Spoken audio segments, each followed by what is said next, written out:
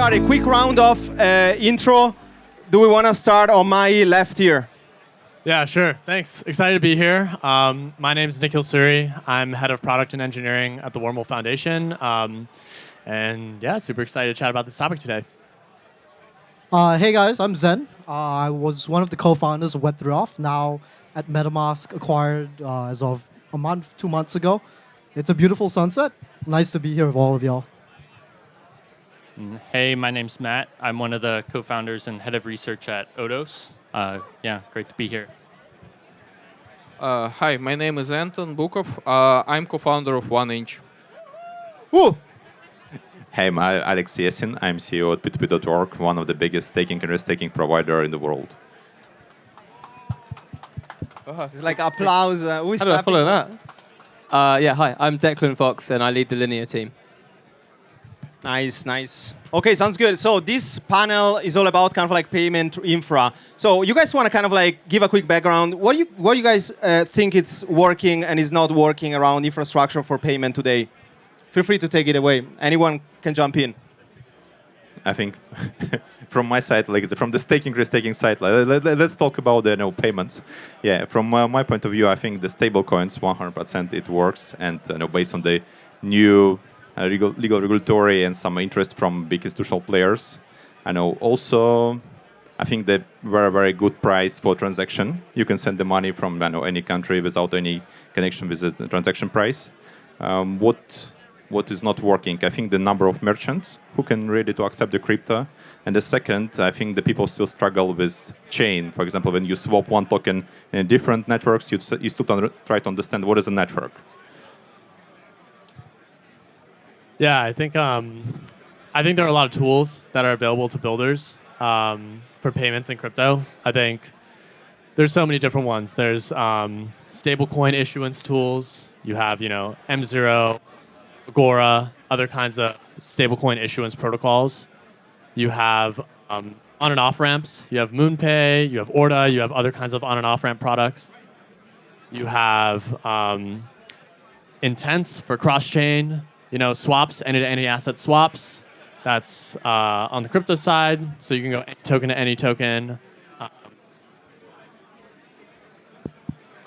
Combine that with on and off ramp providers, and now you can go any fiat to any token or any token to any fiat. You have UX tools. There's checkout tools, Stripe checkout. For those UX flows. You have card issuance even. You have like Rain that allows you to issue cards for any kind of business. So I think all the tools are there. I think that's an exciting part about payments in crypto is all the tools are there for builders to use. Thank you. I would say maybe one of the bigger challenges I see is maybe on the liquidity side. Like you pretty much only have liquidity for USD stables, USDC, USDT, and a couple of others. There's no liquidity for Brazilian real. There's no liquidity for stables in emerging markets. That makes FX really hard. That makes local payments really hard, especially for merchants who want to accept and hold local currencies. So I think that's where I see maybe one of the bigger problems is less so on the tool side. I think the tools will be built. Tools already are kind of built, more so on the BD distribution liquidity side. Just to add on top of that, in particular, it's like, it's not like these other forms of stables aren't there. There is a stable for the Brazilian real, for the SGD, StraightX or something like that. But I think it's, adoption has just not been as strong in a way. And yes, it results in conversion. I think the underlying problem to that is also just regulation, right? Like crypto, just USD stables or just stables in general, or crypto as a whole is still banned in India. It's still frowned upon in a lot of locations, or just laws are relatively gray and not as clear. And I think that's definitely something that could be resolved as well. I mean, if you think about like what you say here is that I also ask myself, DeFi adoption trading adoption, like payments somehow are coming always like slower. And I'm asking myself also why is this the case, right? As you say, like it's not just distribution. Yeah, I think I agree. I agree with what Jen said as well, right? Like I think that there is actually pretty good adoption for stables. I think that it won't match TradFi overnight. TradFi is huge. It's a massive, massive industry. But if you look at all the data, the growth is exponential. There are strong signals to adoption. There's major acquisitions in the space. Stripe acquiring Bridge and Privy. Major acquisitions by payment companies in the space. There's like a lot of strong signals for adoption. I agree with what Jen said that I think there are other things that make payments hard. One thing, and especially in comparison to trading or DeFi, I think one thing is that there are no incentives. In trading and DeFi, you can bootstrap DeFi ecosystems using incentives. You can't do that as easily in payments. You can't like give someone an incentive, or there's no mechanism to give someone an incentive today to pay. And another challenge is it's a two-sided marketplace. And so you need to have people who want to pay, and you need to have people who want to accept payment. And if you don't have incentives, it's much harder to bootstrap that two-sided marketplace. So I think that's one of the challenges to adoption. Yeah, regarding the payments, I think that, as you said, there are two different parties here, and one want to get payments in their own currency, while those who buy things, they want to pay in their own currency. And as you said, there are different stable tokens of different like unpopular assets, and I think not much people are interested in holding those assets because they are usually much weaker than US dollar or euro. But the thing is that they are legally obligated to use those currencies in those countries. For example, if shop trying to get US dollars in Argentina, it's actually not legal. But yeah, they would prefer doing this, but it's not legal. That's not something what they could integrate into their pipeline, like official pipeline. But yeah, all those stable currencies are actually important to have. I also see that gas costs are actually very, they are affecting this industry very much. I mean, people are starting using networks where gas costs are like cheap or like almost zero. For the past few years, Tron got a lot of traction in terms of payments because of really cheap transactions. People even used Ripple or something like that for stable tokens. That's insane. They could use paper or blockchain on paper probably also. So yeah, hopefully transaction fees are getting cheaper on mainnet and other layer 2s accordingly. But yeah, that's the current state, I would say. Did you guys see, by the way, it's very strange to be in the middle because I'm just right, left, right. but it's a good challenge. Do you see any kind of a specific sub-use case around payments? In the first chat with Sandra, we kind of spoke about remittance, payments for like, I don't know, monthly recurrent payments. Oh yeah, I'm gonna talk about this one actually. Please. I know one project who is actually building the protocol, which is accounting innovation. So you put money inside of it, and it works in a magical way, so it achieves something. I'll explain what. So you can set up some subscriptions. Number of outgoing subscriptions is limited, but number of incoming subscriptions is unlimited. And you can claim from any amount of subscription within the same gas cost. It does not matter when you claim from 1,000 wallets or 1 million wallets, you pay the same gas cost. Is it happening like once per week or once per month? Transaction costs the same. So that's like an example of something what could be achieved with DeFi.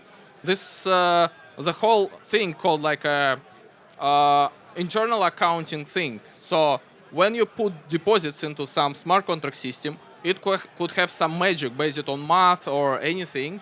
So people can get like subscriptions, for example, with a constant gas cost. It's like a magic.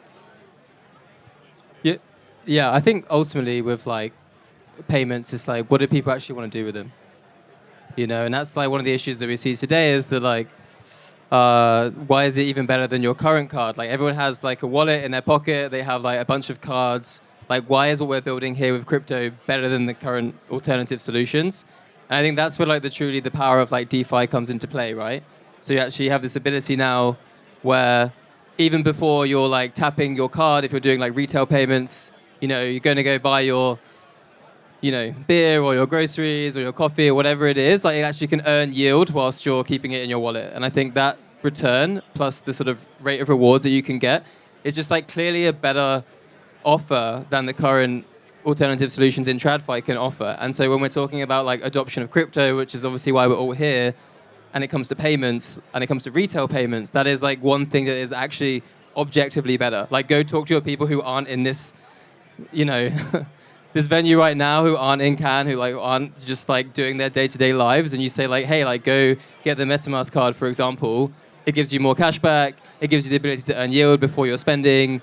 You know, it's still a MasterCard. You can spend it whenever you want. Yes, there's a KYC and there's improvements for KYC that we can do. But it's just like a better solution than like HSBC or Barclays or Amex. So I think that is like the key thing that we need to like focus on. And obviously, it's less about the sort of trading and speculative nature of crypto, which I think is obviously a big part. But it's actually a use case that is just better than what we have today and very important.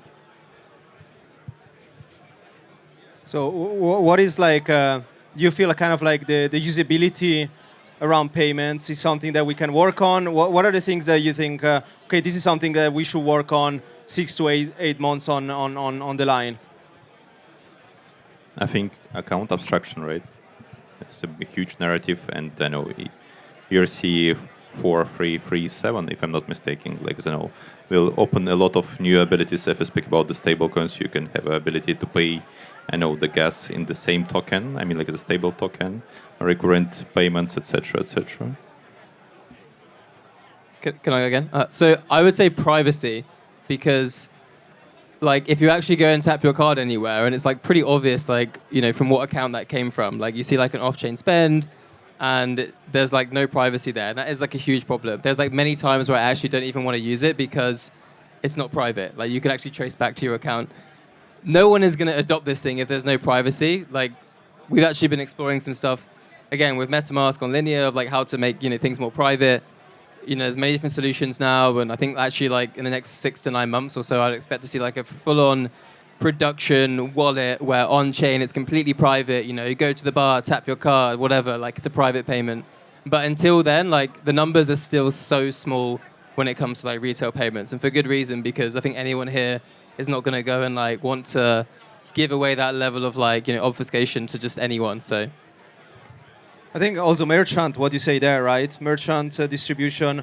I think also like on the account abstraction, what you're saying is also like letting kind of like users have better solution to actually like log in on things. And I'm thinking about stuff like, you know, Web3 auth and all this kind of like usability use case, and giving dApps builders instruments to actually own the journey, I think is super important. Where, I mean, Zen, where do you think the space is going right now? I mean, I'm big. Yeah. I mean, if you're talking about payments in particular, I actually think accounting is going to be really interesting. And that's because of, you know, the Genius Act that came out. I think other countries are going to kind of follow suit or just follow the same accounting standards, get placed out on top of that. And then stables are just going to be a part of that. And then inherently crypto will just start being on balance books and start being much more recognized and much more easily accounted for. So I'm actually really excited for accounting startups in the crypto space right now. What's your, maybe this is a bit spicy, what's your take around like smart accounts, where the space is going around smart accounts and specific kind of like abstracting way for users to actually do, for example, payments? I hope it doesn't go too abstract, because this actually costs a lot of gas. It's like a huge overhead. That's why I'm actually not sure about 4337. Maybe it would work. I heard some projects are like still working on it, but I also heard that some projects are not gonna make it at all. And yeah, this new improvement proposal 7702 is a kind of thing which could like really help with that, especially if we would have standard to combine functionality from multiple different projects like Diamond Proxy or something like that, for like when you can just install like a callbacks into your account. Maybe this would be something what is like really useful. Hopefully. Yeah, I actually agree with that. I think I'm pretty bullish on 7702. I'm pretty excited about 7702's capability to play into payments. Just pull-based payments in general, I think it's pretty exciting. It's much more akin to the way that payments in Web 2 works. It's all pull-based. It's not push-based. And yeah, I think Permit 2 is another kind of primitive that exists that allows you to do pull-based payments, but 7702 is more ingrained into the protocol. And there's some pretty exciting startups, I think, that are building things around 7702. You know, there's one startup called OTIM. They're doing like building all around 7702. They have like pull-based payment flows that they're building for partners. And I'm sure, you know, you guys at Web3 Auth have looked into 7702 as well. So, and MetaMask is looking into 7702. And so I think that's a pretty exciting standard. Ooh, Gator accounts. Woo. I mean, the first time I even saw batch transaction and batch revoke from revoke cache, I was like, whoa, this is amazing. It's like I can revoke access to 100 apps in just one click. So it also makes me thinking about how kind of like there is so much work that we need to do also around kind of like usability of things, right? Like, I mean, the fact that, you know, UAs until now, majority of those, you could not log in with SSO or social logins, is still kind of like, I think we're missing a lot of kind of the user out there that just want to have a simplified experience, a simplified recovery experience. So there is a lot of things, especially on the payment side. So yeah, anything you guys want to add or you want to kind of like, you know, comment on something that we touched? Yeah, I guess I might add, I would say there are definitely a lot of sort of trade-offs with account abstraction. I think it really shines if you want to do more expressive payments or more advanced payments. If you want something like a recurring payment, that's not really possible without some form of account abstraction. Or if you want to take a different asset than the merchant actually wants to receive and use that for payment, or maybe even multiple assets and liquidate all those and use that for a payment. Some of that is possible without intense or account abstraction, but a lot is not. So that's where sort of, I think, starts to become worth the trade-off of extra gas and stuff like that. Yeah, all the discussion around kind of like chain abstracting ways for users, I think, is also like a big discussion. But I think we should leave it for another future panel. So what you guys are working on, like future-wise around payments? As far as I understand, we will see storage prices increase dramatically on Ethereum. Or better would say that all other operations would become cheaper.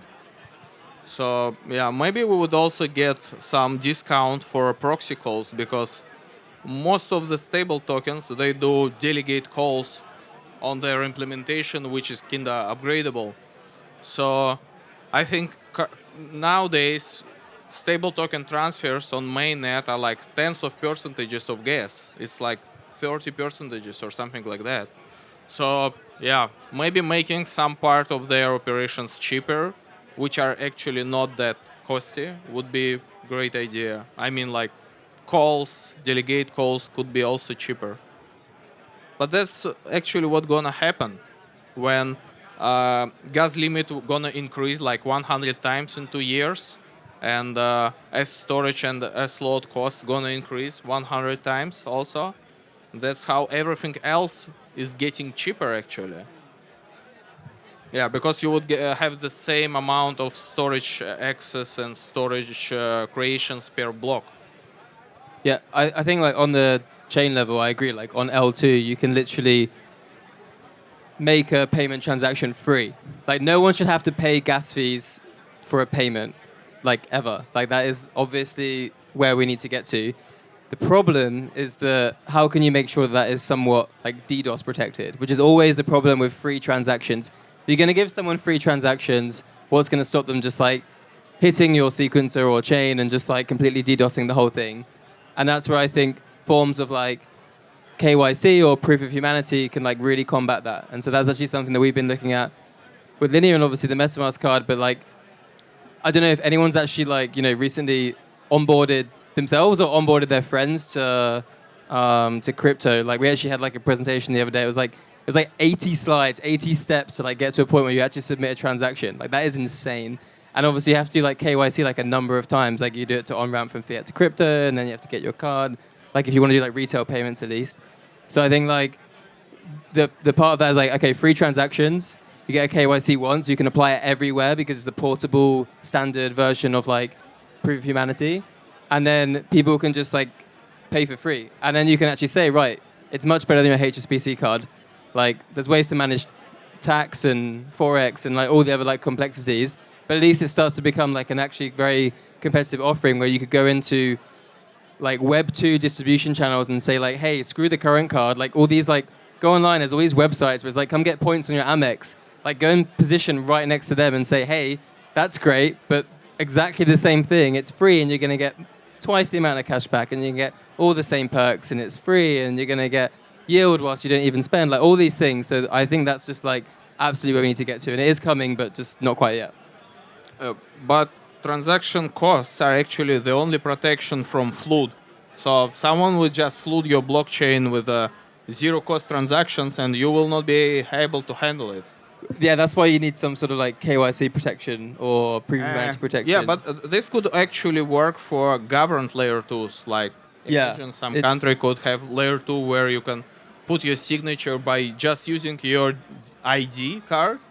Yeah, you're not going to get it on like L1 necessarily, which is why I think like most payments are going to live on, at least in Ethereum land, like on layer 2, because you're going to have some level of like protection there. Yeah, and you should also have a rate limit. Yeah, no, definitely. Yeah, like a rate limit nullifier that can look at your on-chain history and be like, yeah, don't blast it. Yeah, I think some exciting things that I think we're doing on the wormhole side and interop side in payments is I think one of the unique things that interoperability protocols like Wormhole can provide is, and protocols built on top of those, is any-to-any asset swaps. So any asset on any chain to any other asset on any chain. And so Wormhole powers an intense protocol that you might know called Mayan. And Mayan allows you to do exactly that, go from any token on any chain to any other token on any chain. Now you can partner with teams that are building fiat on and off ramps to build a complete UX, like a very nice flow that completes the UX for anyone who's trying to go any fiat to any token on chain and any token on chain to any fiat on chain. And so one example of this is we've partnered with a team called Orda, and they're doing exactly that. You know, you can go from CAD, US dollar, BRL, lots of other fiat tokens to any token on chain and back. And I think this solves a major UX problem in crypto, and it not only kind of solves that problem, but they make it available as an API, which is like a powerful developer primitive, which any other team can then use, and you're not relegated to like MoonPay, which requires more of like a centralized solution or a centralized widget to pull in for on and off ramping. So I think that's one of the unique things Interop can solve that we're really excited about, at least when it comes to payments. Sounds good. I don't know if you guys have any question. Feel free to raise your hand. That we are at time here. Any questions here? That's good. And maybe we'll discuss one problem. Oh, go for it. You will share your thoughts, guys, because you have a lot of experience here. First of all, what do you think about the problem on-chain chargeback? Because if you speak about Visa or MasterCard, you can open dispute and you can get your chargeback from the merchant. What do you think about this problem and stablecoin payments? This definitely requires someone as a middle layer who can make decisions or something. That's not how we build things in Web3 usually, but yeah, for compatibility with Web2, for some entities, this is something what could be useful. Maybe instant settlement is a mistake. Sorry? Maybe instant settlement is a mistake. I mean, I would say that if you look at Web 2 and the way that chargebacks work in Web 2 payments, there's always someone who's taking on the risk of that chargeback. It's the bank, it could be the PSP, like the payment service provider. So it's the bank, it's PayPal or Stripe, or it's the merchant, right? So there's someone who's taken on that risk, and you just have to figure out where to allocate that risk in crypto payments. And the direction that I think crypto payments is moving is maybe not P2P and not fully decentralized, but there are sort of middlemen in the process. There are teams like, MetaMask is offering a card. You are now in effect a sort of middleman in that process. Where is the risk getting allocated? Are you taking the risk? Is the merchant taking the risk of the chargeback? Is the customer taking the risk because you have that partnership? You own that relationship, and so I think it's going to differ. People are going to allocate risk differently, and that's how the space is going to evolve. Kind of similarly to how the Web 2 payment space looks like today. It's only going to be built on crypto rails, so it'll have all the advantages: cheaper, more efficient, faster. All the other advantages that come with crypto. But I don't think like this. I know end user literally care about the cheaper or not. I mean, like I say, in most cases, if we speak about the daily payments, but 100% they care about like their ordinary user experience. And if we speak about adoption, we need to cover the same functionality like the Web 2 has, from my point of view. Yeah. I guess I'm in agreement with you there. Like it's in my view, it's going to go towards Web 2 and. Yeah, I mean, it's, again, a two-sided marketplace. There's users on one side, and then there's merchants who accept on the other side. And in payments, the person or the actors who pay the fee are the merchants. And if you can give the merchants a smaller fee to pay, then they're going to take that option, one would hope, assuming the risk is the same. Good. Any other questions? Any questions? If not, we're good. And I think we're good. Let's close up. One spicy takes that you guys have here. For payments, for anything that you want to share. I think that it's a sort of spicy take on payments, but also chains. I still believe that there is a great consolidation coming. I've been saying this for a while, where the common sort of misconception was there would be like thousands, if not millions, of chains. The roll-up is the new server. That's definitely wrong. That is not how it's going to play out. And we're already starting to see it, right? You see like L2s even decommissioning, switching their chain off. You see like new big Web 2 companies launching their own L2. And there will be a sort of consolidation of like where this activity takes place, especially in terms of payments. And so I think in terms of like the user onboarding phase, like you probably end up literally without even knowing, because of the abstraction, going into one single chain where all your payments will take place, and that will basically be how it sort of plays out. So there will be definitely chains optimized for specific payments. And again, all the things I mentioned earlier, like privacy, like KYC, they're absolutely musts for like mass adoption of payments, because they are just exactly what we have today, but offer you like, 3% extra cash back or like an extra % of yield. That is like literally what it will end up being, is my spicy take. Are we speaking about serious forecast or just... Anything, something a little bit more spicy. Okay, USD1 will be bigger than USDC. Okay, we take it. What else, guys? What did he say? USD1 will be bigger than USDC. Trump coin. Trump coin, yeah. America coin. Yeah, it's not bad actually. Okay. Anything around infra? It's not investment But not advice. as big as USDT, right? Oh, no chance. No way. But maybe next forecast will be about USDT. Depends on the Bitcoin price, right? I actually can't wait to see stable coins from central banks. Yeah, why they are giving away their like stable yield to Tether or Circle? They could earn it on their own. Anything here on the side? I think P2P is going to 10x or 100x next year. Especially maybe for remittance, this kind of like specific use case. Okay, sounds good. So I think we're good. Any question from the audience, or we're good? Oh, we have one. Yeah. Do we have the mic, or give me a mic here? I don't really have a question. I want to just add to like, the reason why we're doing all this is just because we want to connect the old world to the new world. So if it's through central banks or whatever, it doesn't matter. We are going into the new world of financials, and we need the connection. That's why DeFi is hot right now.